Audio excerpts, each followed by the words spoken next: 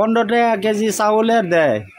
এই যে আজকে সিম অ্যাক্টিভ করার কথা ছিল, কাঠ দিয়ে ঠিক করে দেওয়ার কয়া গোপালনগর তারিখ দিছিল বৃহস্পতিবারের দিন না, কোনখানে বলছিল?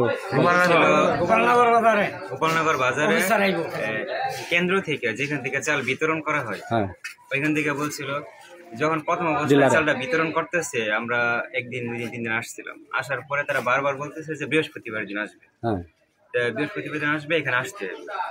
তো এখন তারা পরবর্তীতে বলতেছে যে চোরখায় যাওয়ার জন্য, সাথে আপনার টাকা নিয়ে যাওয়ার জন্য। কত টাকা করে নেয়? 500 টাকা করে নিতেছে না? আমি ফোন দিছিলাম, ওনারা বলছিল 400-500 টাকা লাগবে। 400-500 টাকা করে লাগবে, এটা বলছিল আমার। আর এইখানে আজকে আসার কথা ছিল না, চাউল দেওয়ার কথা ছিল। আপনারা এইখানে যে এত লোক দাঁড়ায় রয়েছেন, ঠিক আছে, সবাইরে বলছিল না যে বৃহস্পতিবারের দিন যাদের যাদের সমস্যা আছে, সিমের সমস্যা আছে, ওদের সিম নিয়ে আবার নতুন সিম নিয়ে আবার নিয়ে আবার পরে পরে ঠিক করে দিব বলছে না? এখন আপনার টাকার কথা বলে আর এই যাইতে বলে চুর খাই না, চুর খাই কারো যাইতে হবো না, এইখানে আইসা করে দিব। ডিলার সাহেবের বাড়ি হইলো কইছি চুর খাই, চুর খাই আপনার যাওয়া লাগবো। সে আগে বললো কে লেগে গোপালনগরী, আপনারা কেউ যায় না, এইখানে ঠিক করে দেওয়া চাই দিতে হবো। আগে বললো কে লিখে এত মা বোন দাঁড়া করাইতে দিছে, সে তো বললো না।